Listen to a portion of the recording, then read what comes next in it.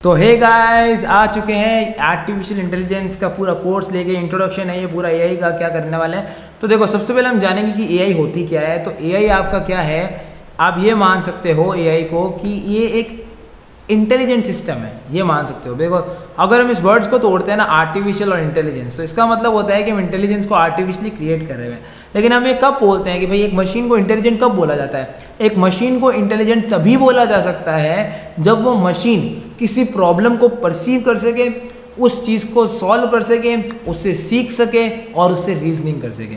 अब इसको स्टोरी की तरह याद रखो कि अगर एक इंसान भी है तो वो क्या करता है, ऑब्जेक्ट्स को देख के कुछ सीखता है, परसीव करता है, ठीक है। अब जिस ऑब्जेक्ट को देख के वो परसीव कर रहा है, उससे उसको क्या मिलती है? सबसे पहले लर्निंग मिलती है, नहीं मिलती है? बिल्कुल मिलती है, लर्निंग मिलती है। अब जो लर्निंग मिलती है उसको यूज़ करके वो प्रॉब्लम सॉल्व करता है, नहीं करता है? अब जो वो प्रॉब्लम सॉल्व करता है, अब वो कैसी प्रॉब्लम होती है? वो रीजनिंग की प्रॉब्लम होती है। समझ रहा है? ये एक ट्रिक है याद रखने की कि आपको ये ध्यान रखना है कि ऐसी कोई भी, आप ये समझ सकते हो कि ऐसी कोई भी मशीन जो ये चार चीज़ कर सके, परसीव कर सके, लर्न कर सके और उसको क्या कर सके, प्रॉब्लम सॉल्व कर सके, और वो मशीन क्या कर सके, इवन रीजनिंग भी कर सके, तो ऐसी मशीन को हम कहते हैं एक इंटेलिजेंट मशीन बोला जा सकता है। समझ सकते हो? और उस इंटेलिजेंस को हम क्या बोलते हैं? Artificial intelligence. यानी एक ऐसी मशीन, जैसे अगर आप एलेक्सा ले लो, सीरी ले लो, आपका नेटफ्लिक्स ले लो, जो कि क्या कर सके, प्रॉब्लम को सॉल्व कर सके, एक परसेप्शन बना सके, कुछ रीजनिंग के क्वेश्चन, मतलब रीजनिंग सॉल्व कर सके, रीजनिंग के क्वेश्चन क्या बोल रहा हूँ, ठीक है, और क्या कर सके, कुछ सीख सके, कुछ लर्निंग ले सके। समझ में आ रही है मेरी बात? तो ऐसी मशीन को हम क्या बोलते हैं? Intelligent machine. क्लियर है? इंटेलिजेंट मशीन जो बनना शुरू हुई थी ना, वो बहुत हिस्ट्री में, बहुत पीछे की बात है। इंटेलिजेंट मशीन्स जो होती है, इसकी शुरुआत एक्चुअली में एलन ट्यूरिंग के टाइम से हुई थी, जब सबसे पहली इंटेलिजेंट मशीन बनाई थी जो कोड्स को डिकोड करती थी, एलन ट्यूरिंग ने, और वहाँ से शुरुआत हुई थी एआई की। और आज आप देख सकते हो एआई किस लेवल पे पहुँच चुका है। आपके फ़ोन के अंदर ही गूगल सर्च असिस्टेंट्स है, बिक्स भी है, और काफ़ी इंटरेस्टिंग सी चीज़ें आजकल है, हर जगह आ चुकी है। तो यहाँ पर हमारी एआई की हो चुकी है शुरुआत। अब देखते हैं आगे, अब देखते हैं सर्चिंग टेक्निक्स को। तो सबसे पहले सर्चिंग होती है स्टेट स्पेस सर्च। तो स्टेट स्पेस सर्च में क्या होता है, हम देखेंगे पहले स्टेट स्पेस का मतलब क्या होता है। तो स्टेट स्पेस का मतलब होता है number of state in which a problem can go, यानी ऐसे नंबर ऑफ स्टेट जिसमें वो प्रॉब्लम क्या कर सकती है, जा सकती है। तो ऐसी हम क्या, ऐसी स्टेट स्पेस को क्या बोलते हैं? स्टेट स्पेस सर्च में आता है जिसके अंदर वो नंबर ऑफ स्टेट्स जिसमें वो प्रॉब्लम क्या कर सके, जा सके। समझ में आ रही है मेरी बात? वो नंबर ऑफ स्टेट जिसमें प्रॉब्लम जा सके वो क्या होती है? स्टेट स्पेस होती है। अब यहाँ पर आपको कोई क्या चीज़ें ध्यान रखने में बता देता हूँ। सबसे पहले एस शुरू होता है स्टार्ट और गोल के लिए। किसके लिए शुरू होता है? स्टार्ट और गोल, कि आप स्टार्ट कहाँ से कर रहे हो और आपको गोल क्या रीच करना है। क्लियर है यानी बात? बस। और क्या क्या एक्शन आप परफॉर्म कर सकते हो? Actions are, you know, which are the actions which you can perform. और यहाँ पर ये जो लिखा हुआ है इसका मतलब है set of all possible action, set of all possible actions, और उससे क्या क्या रिजल्ट्स आ सकते हैं वो हमने यहाँ लिख दिया। क्लियर है? हुई बात या नहीं हुई? ठीक है। अब हम देखो क्या समझेंगे। देखो, एआई के अंदर नॉर्मली क्या देखते हैं यार, कि हम किसी भी प्रॉब्लम को कितना प्रिसाइसली और एनालिटिकली क्या कर सकते हैं, उसको यूज़ कर सकते हैं, उसको सॉल्व कर सकते हैं और उसको रिप्रेजेंट कर सकते हैं। तो हमने ये देखा कि हमारा जो एआई है, सबसे पहले तो इंटेलिजेंट कब होगा? जो वो प्रॉब्लम को क्या कर सके, परसीव कर सके, उसको रिप्रेजेंट कर सके, उसकी रीजनिंग कर सके, उसे सीख सके, ठीक है, उससे परसेप्शन बना सके, तो वो इंटेलिजेंट मशीन होती है। तो अब हम एआई के अंदर बात ही इस चीज़ की करते हैं यार, कि कैसे हम किसी चीज़ को, प्रॉब्लम को प्रिसाइसली और उसको एनालाइज कर सकें। समझ में आ रही है बात या नहीं आ रही है? तो वही मैंने चीज़ें यहाँ पर लिखी हुई है कि एस मतलब स्टार्ट और गोल स्टेट हो गया तुम्हारा, ए मतलब सारी पॉसिबल एक्शंस हो गए जो आप ले सकते हो। अब देखो, ये 8 पजल प्रॉब्लम है, तो 8 पजल प्रॉब्लम में क्या होता है भाई, क्या तुम स्टेप ले सकते हो? या तो तुम पीस को अप मूव करोगे, डाउन मूव करोगे, राइट मूव करोगे, या लेफ्ट मूव करोगे, यही करोगे। तो ये क्या होगा? इसके सेट ऑफ पॉसिबल एक्शंस हो गए। क्लियर है यानी बात? आगे चलते हैं। देखो, अब यहाँ पर मैंने क्या वो चूज़ करा भाई जो मैं गोल स्टेट के सबसे पास है। अब इसको मैं ना 8 पजल प्रॉब्लम से समझेंगे तो मैं और अच्छा समझ में आएगा।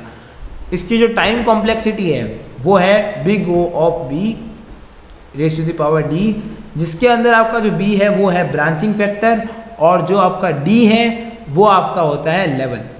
क्लियर है नहीं बात? आई होप आपको ये चीज़ समझ में आ चुकी होगी।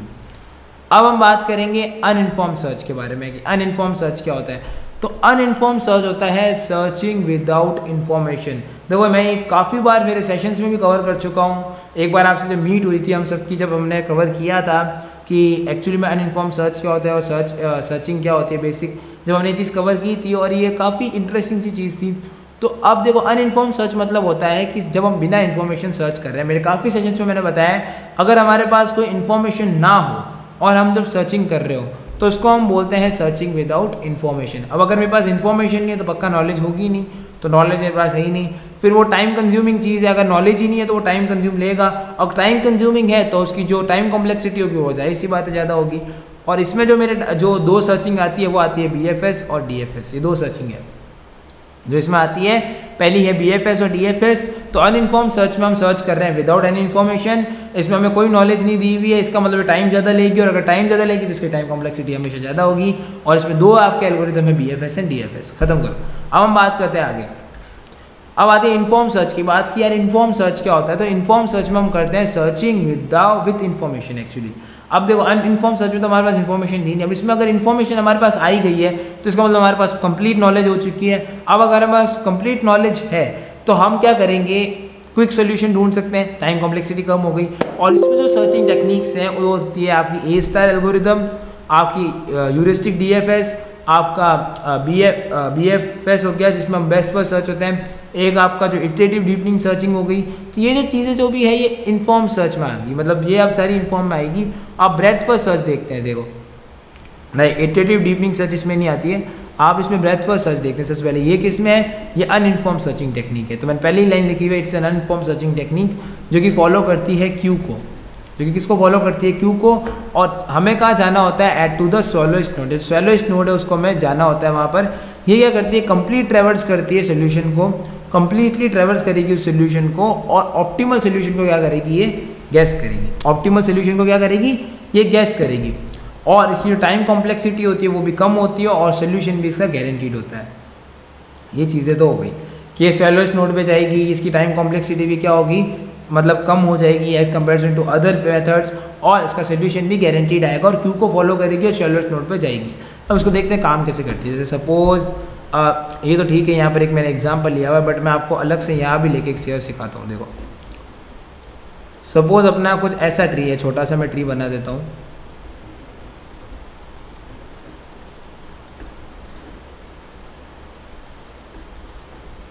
मैंने एक ऐसा ट्री बनाया। अब मैं इसमें कैसे करूँगा, मेरे BFS कैसे लगाऊंगा वो मैं बताता हूँ। सबसे पहले आपको एक क्यू बनाना होगा। जैसे ही आपने A लिखा, आपको A लिख देना है। अब आपको क्या करना है? A को बाहर लिख देना और यहाँ पर A को कट कर देना है। अब A किस से कनेक्टेड है? B और C से, तो आपको B और C को क्या करना है? क्यू में डाल देना है। अब क्यू में अगला मेंबर कौन है? B है, तो B को कट करके B बाहर लिख दो। अब B से क्या क्या कनेक्टेड है? B से कनेक्टेड सपोज ये E है, तो B से कनेक्टेड E और D है, तो यहाँ पर मैं लिख दूंगा E और D। अब नेक्स्ट क्यू में क्या है? C, तो मैं C को कट कर दूंगा, C यहाँ आ जाएगा। अब C किससे कनेक्टेड है? F से, तो यहाँ पर F आ गया। अब नेक्स्ट क्या है क्यू में? E, तो E काट के यहाँ लिख दो। उसके नेक्स्ट क्या है? D काट के। अब देखो D आगे किसी से कनेक्टेड है ही नहीं, तो हमें कुछ क्यू में डालने की जरूरत ही नहीं है, D लिख दिया। उसके बाद जो F को अगर मैं काट के यहाँ लिखता हूँ, F के आगे कुछ है ही नहीं कनेक्टेड करने का, तो F यहाँ पर आ गया। तो यहाँ पर क्या हो गया? तो यहाँ पर क्या चीज़ हो चुकी है भाई कि हमारे यहाँ पर क्या हो गया कि सारा आराम से क्या हो गया, यहाँ पर हमने सर्चिंग कर ली। तो ये आपका क्या होता है? ये आपका हो गया अनइन्फॉर्म सर्च में पहला मेथड जो कि है आपका BFS, जो मैंने आपको बता दिया ऐसे वर्क करता है। यहाँ पर ये एग्जांपल लिया हुआ है, आप इसको सॉल्व करोगे तो आपका भी आंसर आ जाएगा। इसकी जो टाइम कॉम्प्लेक्सिटी है वो है big O notation of B raise to the power of D, जो कि नॉर्मल टाइम कॉम्प्लेक्सिटी हर चीज़ की होती है। अब आता है depth first search. Depth first search एक अनइन्फॉर्म सर्चिंग टेक्निक है जो कि किसको फॉलो करता है? स्टैक्स को फॉलो करता है। ये फॉलो करता है स्टैक डेटा स्ट्रक्चर को, यानी LIFO अप्रोच को। इसमें आंसर मिलना कोई गारंटी नहीं है, कोई ऑप्टिमल सोल्यूशन नहीं मिलता है इसके अंदर, और इनकम्प्लीट ट्रैवर्सल और होता है, और टाइम कॉम्प्लेक्सिटी भी इसकी सेम ही है, big O of B raise to the power of D। समझ में आ गई? अब देखो सुनो, ये कैसे काम करता है। कुछ भी नहीं करना आपको। अगर ये आपके पास अगर ऐसा कुछ ट्री दिया हुआ है, so what you have to do, let us just create a tree first of all will enter A. जैसे ही आपने ए इसमें डाला, यहाँ ए बार लिख दो। अब ए क्या ए के बाद क्या आता है, बी, बी बार लिख, यहाँ बी लिख दो, और यहाँ पर भी बी लिख दो। अब अपन डी पे जाएंगे। अब बी के बाद अगर डी आता है तो मैंने यहाँ डी लिख दिया, यहाँ पर डी आ गया।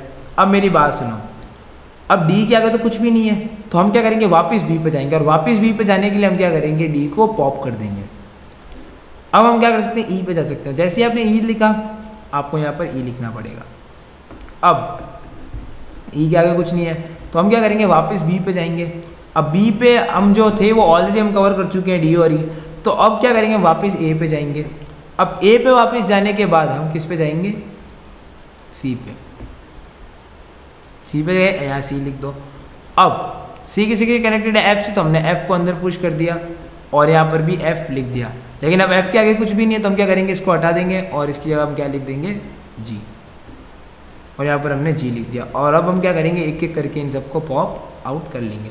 तो ऐसे करके हमारा वर्क करता है डेप्थ फर्स्ट सर्च। इसमें हम क्या कर रहे हैं, एक एक के क्या जाएंगे, डेप्थ में जाएंगे और ढूंढने की कोशिश करेंगे हमारा ऑप्टिमल सोल्यूशन को। इसलिए मैंने बोला ऑप्टिमल मिलना इसमें बहुत ज़्यादा मुश्किल है, बिकॉज हम सिर्फ एक जगह जाके इसको एकदम डीप में ढूंढ के आ रहे हैं, और टाइम कॉम्प्लेक्सिटी भी इसकी ज़्यादा जाहिर सी बात है लगेगी as comparison to breadth first search. अब देखो सुनो, एक और सर्चिंग होती है जिसको हम बोलते हैं बाई डायरेक्शनल सर्चिंग टेक्निक, जिसके अंदर होता ये है कि आपका इनिशियल, आप सपोज ये मेरा कुछ अगर मैं डायग्राम बना के बताऊँ आपको, तो कुछ इस तरीके से है ये चीज़, ठीक है। मैं इसको कनेक्ट कर देता हूँ।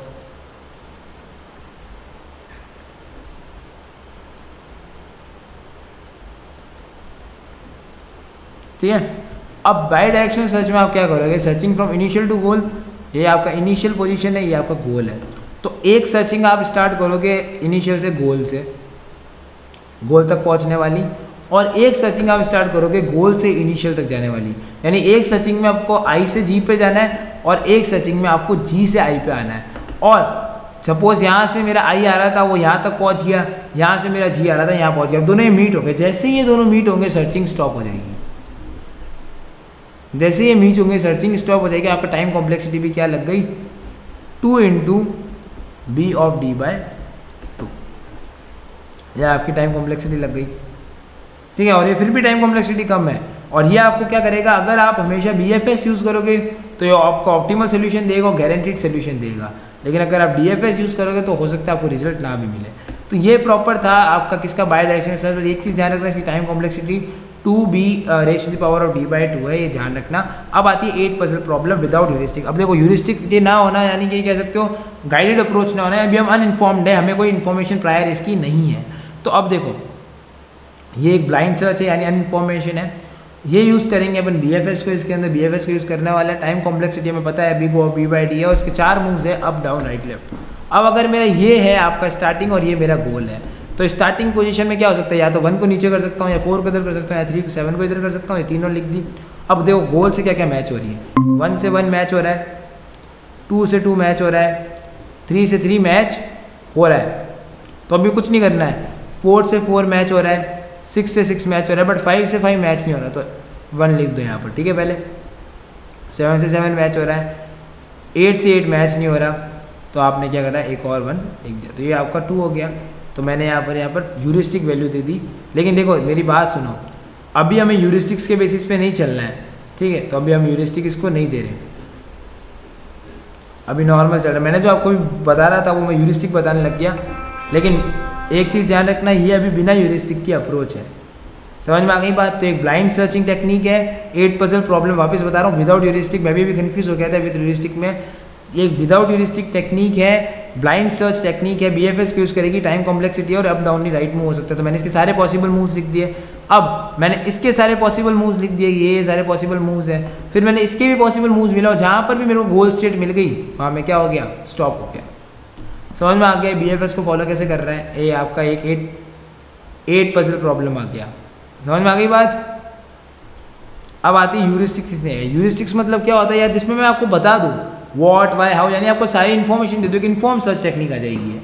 अब यहाँ क्या है, टेक्निकली टाइम क्या लगेगा, कम लगेगा उससे, क्योंकि उसमें अपन को पता नहीं था, बट इसमें हमें एग्जैक्टली चीज़ें पता है, टाइम हमारा कम लगेगा। और क्विकली प्रॉब्लम को सॉल्व कर देगा। समझ में आ गया? हम हमेशा लोएस्ट कॉस्ट को चूज करेंगे और ये बताएंगे lowest cost is the best cost. और ये क्या करता है, प्रोवाइड करता है गुड सोल्यूशन भी ये प्रोवाइड करता है, ठीक है। लेकिन ऑप्टिमल ये हो या नहीं हो, ये डिपेंड हमें नहीं पता कि ऑप्टिमल करेगा या नहीं करेगा। अब आता है 8% problem with heuristic. Without heuristic के अंदर हमने कुछ भी +1 वगैरह नहीं किया, वो तो मैं गलती से आपको ह्यूरिस्टिक बताने लग गया था। विदाउट ह्यूरिस्टिक के अंदर आप जस्ट इसको बस आगे करते रहो, इसके पॉसिबल एक्शंस करते रहो, जब भी गोल मिले रुक जाओ। ह्यूरिस्टिक के अंदर क्या होता है, ह्यूरिस्टिक के अंदर आपको क्या पता है पहले से, कैसे पता है मैं बताता हूँ। देखो अभी यहाँ तक मेरी बात सुनो, ये ह्यूरिस्टिक के अंदर आप क्या करोगे, ह्यूरिस्टिक कॉस्ट निकालोगे। कैसे निकालना मैं बताऊँगा। ये आपकी सपोज स्टार्टिंग है, तो इसके पॉसिबिलिटी ये हो सकती है। अब इनको आप मैच करोगे गोल के साथ, देखो ढंग से, ये देखो ये गोल स्टेट है और ये आपकी पॉसिबल है। देखो 1 2 3 तो पहले से मैच हो रहे हैं, चलो कोई दिक्कत नहीं है। 4 मैच हो रहा है, 6 भी मैच हो रहा है, कोई दिक्कत नहीं है। 7 मैच हो रहा है, हो रहा है। क्या 5 मैच हो रहा है, नहीं हो रहा, तो 1 यहाँ आ गया। क्या 8 मैच हो रहा है, नहीं हो रहा, तो क्या लिखोगे, +1 हो गया। यानी इसकी कितनी ह्यूरिस्टिक आ गई, 2। अब इसकी देखते हैं। 1 2 3 मैच हो रहा है, हो रहा है। क्या 7 मैच हो रहा है, नहीं हो रहा है, 1। क्या 4 मैच हो रहा है, नहीं हो रहा, +1। समझ रहा है? अब देखो यहाँ पर क्या हो रहा है, ठीक है। और नेक्स्ट आपका क्या है, ये 5 मैच नहीं हो रहा है। सबसे पहले वापस एक बार देखते हैं। 1 2 3 पूरा मैच हो रहा था, ठीक है, हो रहा था। 4 मैच हो रहा है, नहीं हो रहा है, 1। 5 मैच हो रहा है, नहीं हो रहा। 6 मैच हो रहा है, हो रहा है। तो जो मैच नहीं हो रहा है उसमें आप लिखते रहो। अब नेक्स्ट देखो 7 मैच हो रहा है, ठीक है, नहीं हो रहा, तो यहाँ पर +1 और आ गया। क्या 8 मैच हो रहा है, नहीं हो रहा है, तो आपने यहाँ पर क्या लिख दिया, +1। तो ये 4 आ गए, 2 आ गया। इसकी देखते हैं इस ह्यूरिस्टिक में। देखो क्या 1 मैच हो रहा है, इससे नहीं हो रहा, 1। क्या 2 मैच हो रहा है, हो रहा है। 3 हो रहा है, हो रहा है। क्या 6 मैच हो रहा है, बिल्कुल हो रहा है। क्या 4 मैच हो रहा है, नहीं हो रहा, या लिख दो 4। क्या 7 मैच हो रहा है, हो रहा है। क्या 5 मैच हो रहा है, नहीं हो रहा। क्या 8 मैच हो रहा है, हो रहा नहीं हो रहा। तो ये भी क्या हो गया आपका 4 ह्यूरिस्टिक वाला। तो अब इसमें आपको लोएस्ट कॉस्ट चूज करनी है, तो 2 आपका सबसे लोएस्ट था, तो हमने 2 को चूज किया। अब इसको जब आगे हम करेंगे सारे पॉसिबल एक्शन लिखने के बाद वापस इसकी ह्यूरिस्टिक कैलकुलेट करेंगे, जैसे मैंने अभी की गोल के साथ, और जो लोएस्ट होगी उसको चूज करके हम हमारे गोल स्टेट तक पहुंच जाएंगे। समझ में आ गई मेरी बात? ये आपका था ह्यूरिस्टिक के साथ 8% प्रॉब्लम। अब आती है बेस्ट फर्स्ट सर्च। अब बेस्ट फर्स्ट सर्च क्या है, ये भी एक अनइन्फॉर्म सर्च या आपकी इन्फॉर्म सर्च टेक्निक है, अनइन्फॉर्म नहीं है। और जिसको क्या फॉलो करता है, ह्यूरिस्टिक की सर्चिंग टेक्निक्स को ये फॉलो करता है। ये समझ लो, इसमें आप यूज करोगे एक प्रायोरिटी क्यू। क्या यूज करोगे, प्रायोरिटी। और सब इसमें अपन एक स्टोरी लेके समझेंगे कि एक ओपन नाम का मैंने प्रायोरिटी क्यू ले लिया, ओपन नाम का प्रायोरिटी क्यू ले लिया। और अगर मेरी नोड है एम्प्टी, या भी तो अगर मेरी नोड क्या है, मतलब नोड सॉरी क्या है, अगर मेरा ओपन एम्प्टी है तो रिटर्न कर दो फेलियर। क्या रिटर्न कर दो, फेलियर, ठीक है। और अगर मेरा नोड वो गोल है, अगर मेरा नोड गोल है, तो आप क्या करो, मेरी इनिशियल जो नोड है, इनिशियल नोड तक का जो मेरा पाथ है वो जनरेट कर दो। क्या जनरेट कर दो, इनिशियल नोड तक का मेरा पाथ जनरेट कर दो, ठीक है। और उससे आगे और उसकी क्या सक्सेसर नोड्स है वो भी क्या कर दो, जनरेट कर दो। समझ में आ गई मेरी बात? तो हमने पहले क्या ओपन नाम का प्रायोरिटी क्यू बनाया, फिर हमने देखा अगर वो एम्प्टी है, अगर प्रायोरिटी क्यू वो एम्प्टी हो जाता है तो रिटर्न क्या कर दो, फेलियर। क्या रिटर्न कर दो, फेलियर। लेकिन अगर उसकी जो नोड है वो मेरी गोल से मैच हो जाती है, तो जो मेरी इनिशियल से गोल तक का डिस्टेंस है वो दे दो मेरे को, पाथ बता दो इनिशियल से गोल तक का। और आप क्या कर सकते हो, और आप ये कर सकते हो, अगर आपको पाथ मिल जाता है इनिशियल से गोल तक का, आप क्या करो, उस नोड की जो गोल नोड है, जो आप जहाँ पर आपको जाना है, उसके आगे की जो भी नोड्स है, सक्सेसर नोड्स है, उसको भी आप क्या कर दो, जनरेट कर दो। समझ में आ गई मेरी बात? ये आपका होता है best first search. The best example thing is this. अब इसमें देखो इसको कैसे करना है। देखो ये एक एग्जाम्पल दिया हुआ है, तो अपन इसको कैसे करेंगे, जैसे ए यहाँ पर लिखा हुआ है, ठीक है, ए से बी और बी से सी और ए से डी, यही 3 पॉसिबल है ए के पास। अपन ए से अगर शुरुआत करते हैं तो अब देखो, अब मेरी बात सुनना, अगर मैं ए से बी पे आता हूँ, ठीक है, अगर मैं ए से बी पे आता हूँ तो ढंग से देखना मेरी कितनी कॉस्ट लग रही है। अब देखो यहाँ पर क्या देखो कि बी से जी तक का जाने का कितने रुपए लग रहे हैं। पहले अपन ने इसको देखा कि ए किस किस से कनेक्टेड है तो हमने वो लिख दिया। फिर अब हम क्या देखेंगे कि भाई इन इंडिविजुअल में देखेंगे कि जी तक जाने की क्या डिस्टेंस है। अगर मैं बी से जी पर जाता हूँ मेरे कितने रुक रहे हैं, 32 रुपीज़ लग रहे हैं। मैं भी यूपी लेके चल रहा हूँ। ये एक्चुअली जो कॉस्ट होती है ह्यूरिस्टिक कॉस्ट होती है, बट मैं इसको एज ए आपको समझ में यूपी लेके चल रहा हूँ, ठीक है। अब देखो, अब अगर मैं सी से गोल तक जाऊँ कितने लगते हैं मेरे 25, और अगर मैं मेरी डी से गोल तक जाऊँ कितने लगते हैं 35। मिनिमम कौन सा 25 है, तो हम 25 को क्या कर लेंगे, चूज़ कर लेंगे। अब हम देखेंगे सी किस किस से कनेक्टेड है, तो सी यहाँ पर आपका ई और एफ से कनेक्टेड है, तो यहाँ ई से कनेक्टेड है और एफ से कनेक्टेड है। अब आप ये देखो ई गोल तक जाने के लिए कितने ले रहा है, 19 ले रहा है, 19 लिख दो। एफ कितने ले रहा है, 17 ले रहा है, लिख दो। मिनिमम कौन सा है, 17 है, एफ चूज़ कर लो। एफ किस किस से कनेक्टेड है, एफ आपका कनेक्टेड है जी से, ठीक है। तो आपका जी हो गया एक तो जी की कितनी ही कॉस्ट है भाई, जी से जी जाने की आपकी 0 कॉस्ट लग रही है। बस ये आपका आंसर हो गया। अब आप देखो, अब इन कॉस्ट को आप जोड़ दो, या तो आपका फाइनल आंसर इस तरीके से बन जाएगा कि देखो पहले हम कहाँ से कहाँ तक आए भाई, हम ए से सी तक आए 14, सी से हम एफ गए 10, और ये क्या हो गया 0 चॉइस। समझ में आ गई मेरी बात। तो ये ऐसे काम करेगा। हाँ बोलो, देखो होगा ऐसा इसमें, देखो गुड सोल्यूशन देगा और ऑप्टिमल सोल्यूशन देगा। बोलो समझ में आ गया ना, ऐसे समझाता हूँ मैं, ठीक है, कि गुड सोल्यूशन देगा और ऑप्टिमल सोल्यूशन देगा। क्योंकि अब आप खुद बताओ, हम हमारी कॉस्ट के हिसाब से चल रहे हैं, समझ में आई ना बात, कॉस्ट के हिसाब से चल रहे हैं। अब आगे चलते हैं। अब देखो अगला आता है आपका सिंपल हिल क्लाइंबिंग एल्गोरिथम। देखो हिल क्लाइंबिंग मतलब क्या होता है, आप ये समझ सकते हो कि लोकल सर्चिंग एल्गोरिथम है। कैसा सर्चिंग एल्गोरिथम है, लोकल सर्चिंग एल्गोरिथम है। फॉलो किसको करता है, ग्रीडी अप्रोच को फॉलो करता है। किसको फॉलो करता है, ग्रीडी अप्रोच को करता है। बैक ट्रैकिंग इसके अंदर होती ही नहीं है, मजे करो, no backtracking is allowed. Evaluate किसको करता है, ये इनिशियल स्टेट को इवेल्युएट करता है, और ये तब तक चलता रहता है जब तक कोई ऑपरेशंस लेफ्ट ही ना हो। मतलब आप जब तक जाके आप अटकोगे नहीं ना, तब तक ये क्या करता रहेगा, चलता रहेगा। या तो आपको प्रॉब्लम का सोल्यूशन मिल जाएगा या आप जाके अटक जाओगे, यही होगा। ये क्या करता है, न्यू ऑपरेटर को सेलेक्ट करता है और लगाता है और इवेल्युएट करता है न्यू स्टेट को। अगर गोल मिल जाता है तो सीधा क्विट कर देगा, नहीं तो वो क्या करेगा, उससे बेटर ढूंढने की कोशिश करेगा। समझ में आ रही है मेरी बात। करता कुछ भी नहीं है। देखो यहाँ पर आप इसको अच्छी तरीके से समझ सकते हो कि आपको सपोज ये गोल, ये मेरी स्टार्ट स्टेट है। अब इसने आगे देखा, अगर इसको गोल स्टेट मिल जाता है, ठीक है, अगर इसको कोई गोल स्टेट मिल जाता है तो वो क्या करेगा, जैसे इसको गोल स्टेट मिलेगा वो क्या कर देगा, क्विट कर देगा। बट अगर गोल स्टेट नहीं मिलेगा तो वो क्या करेगा, इस स्टेट से भी क्या करेगा, बेटर ढूंढने की कोशिश करेगा। समझ में आ गई बात भाई। अगर उसको गोल स्टेट मिल जाती है तो वो क्या करेगा, सीधा क्विट कर देगा। बट उसको अगर गोल स्टेट नहीं मिल रही है तो जो अभी जो स्टेट पे है उससे भी वो क्या ढूंढेगा, अच्छा ढूंढेगा कि मेरे को इससे अच्छी स्टेट मिल जाए। तो समझ गए मेरी बात। ये चीज़ ध्यान रखना, इसमें बैक ट्रैकिंग नहीं है। यानी अगर आप जाके कहीं फंस गए then you are stuck, you can't be come back. समझ में आ गई बात। आप पीछे नहीं आ सकते, इसमें बैक ट्रैकिंग अलाउड नहीं है। जैसे अगर ये स्टार्ट स्टेट है तो इसमें गई, या आई थिंक ह्यूरिस्टिक निकालना आपको आता है, ठीक है। तो आप यहाँ पर इसके इन पोजीशन में गए तो आप क्या करें, अब यहाँ जाके फंस गए। सुनो, अब यहाँ आप जाके फंस गए, ठीक है। अब आपके हाथ में कुछ भी नहीं है, अब आप आगे नहीं, वापस पीछे नहीं जा सकते बिकॉज बैक ट्रैकिंग अलाउड नहीं है।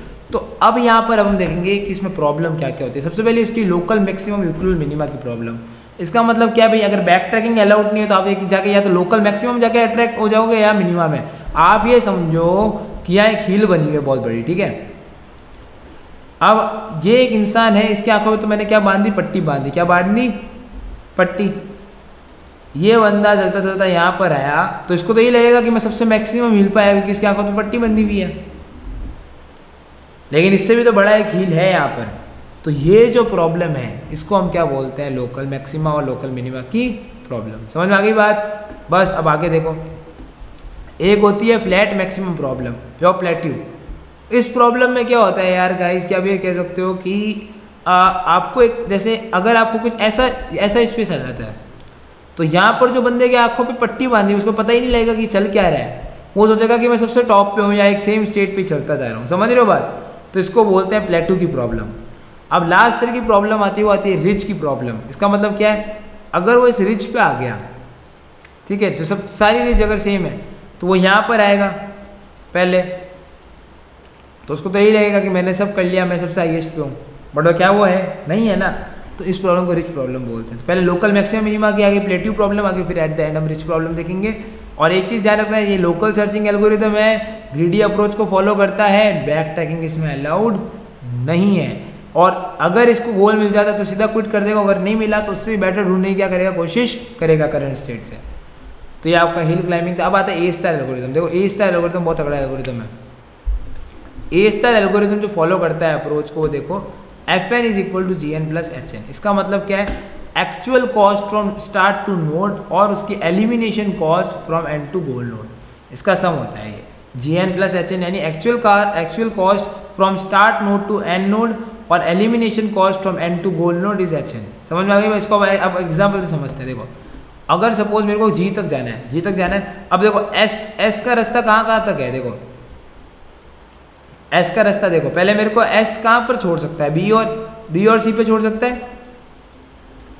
बी तक जाने के कितने पैसे लग रहे हैं, बी तक जाने के पैसे लग रहे हैं 4 + 12 यानी 16। सी तक जाने के कितने लग रहे हैं 14, 3 + 11। अब इनमें से मिनिमम कौन सा 14 है, तो अपन ने ये चूज कर लिया, ये वाला ट्रू तो अपना फिक्स हो गया। अब देखो अब सी से ई तक जाने का रास्ता पैसे कितने लग रहे हैं, तो देखो भाई पैसे कितने लग रहे हैं 3 + 10 + 4 कितने हो गए 17। अब देखो अगर मैं अब डी के थ्रू जाता हूँ तो कितने लग रहे हैं कि भाई सी, पहले मैं यहाँ से आया यानी 7 + 3 यानी डी से फिर ई 2, 7 + 3 + 2 12 हो गए, 12 + 4 कितने हो गए 12 + 4 आपको करना है, ठीक है। अब एक चीज़ ध्यान रखना, 12 + 4 क्या होता है, 12 + 4 आपका होता है 16। तो हमने क्या चूज, मिनिमम चूज करना है, तो हमने ये चूज कर लिया 16। अब हमने क्या बोला, अब ई पे हम आ गए, तो अब ई से हम डायरेक्ट गोल तक, अब ई से गोल तक कितने पैसे हैं कि भाई 3 + 7 ये 10 हो गए, 10 प्लस हमारे ये क्या कहते हैं इसको, 10 प्लस ये कितना लिखा हुआ था 10 + 2 हो गए, 10 + 2 12, 12 + 9 12 5 कितने हो गए 12 और 5 आपके हो गए 17 रुपये। तो आप देख सकते हो कि 17 रुपये में हमारे गोल तक पहुंच जाएंगे। तो ये आपका मेथड है ए स्टार एल्गोरिथम कैसे वर्क करता है, मैंने आपको एकदम अच्छी तरीके से बता चुका हूँ मैं, ठीक है। तो आपको ऐसे वहाँ पर एग्जाम में पाथ बनाना पड़ेगा, तो आपको नंबर अच्छे मिल जाएंगे। अब आता है इटरेटिव डीपनिंग सर्च। अब देखो iterative deepening depth first search क्या करता है कि ये दोनों को यूज़ करता है, ये DFS को भी यूज़ करेगा और ये आपका BFS को भी यूज़ करेगा। देखो ये क्या करता है कि डेप्थ को एक एक करके क्या करेगा, इंक्रीज करता रहेगा। डेप्थ को क्या करता रहेगा, एक एक करके इंक्रीज करता रहेगा जैसे जैसे आपका इंटरेक्शन बढ़ेगा। देखो इसका सबसे बड़ा एडवांटेज क्या है कि ये फास्ट है और लेस मेमोरी कंज्यूम करेगा, और ये दोनों करेगा DFS BFS कैसे। और डिसएडवांटेज क्या है कि ये बार बार एक एक काम करेगा। जैसे अगर ये S को देखा, फिर ये क्या गया AC पे गया, तो पहले देखो यहाँ पर DFS लग रहा है, लेकिन ऐसे क्या लग रहा है BFS लग रहा है। फिर इसने क्या बोला, फिर एक लेवल अंदर चले गए, फिर इसने DFS लगाया और अपन ने यहाँ पर क्या लगाया BFS लगाया।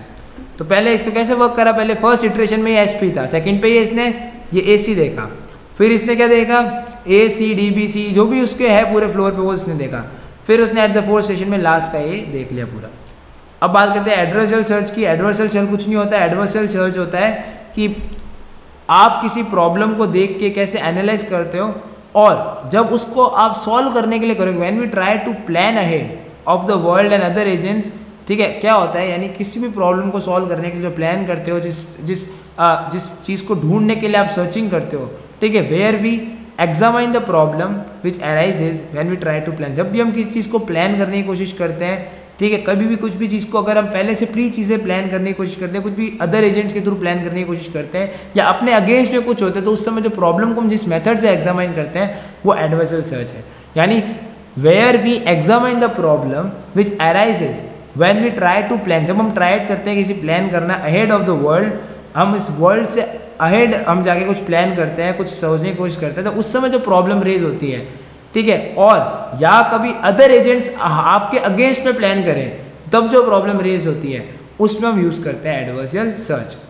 क्लियर हो गया? तो ये हमारी पूरी सारी सर्चिंग टेक्निक्स आज कंप्लीट हो चुकी है। अब हम आएंगे सीधा जेनेटिक एल्गोरिथम के अंदर और अब देखेंगे जेनेटिक एल्गोरिथम क्या होता है।